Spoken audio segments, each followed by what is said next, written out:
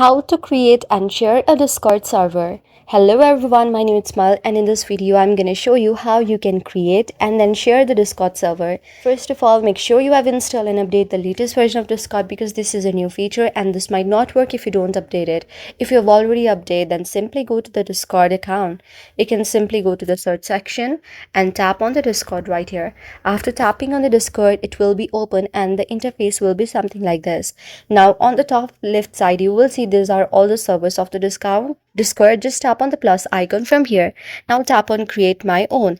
How to create your own server. If you want to create it for a club or community, tap on the up section. If you want to create it for yourself and the friends, just tap on the lower section. You can also upload your name. So this is the Durara server I want to create. Just tap on the create server. After tapping on create the server option, you can also see the very option of share link right here. You can tap on the share link, copy and paste the link to your friends by just copying it as well. Also, you can see many social medias where you can set this invite link of the server. So that's how you can do it. I hope you like the video. If you like the video, then please do hit the thumbs up and subscribe button and also comment in the comment section below. Thank you for watching.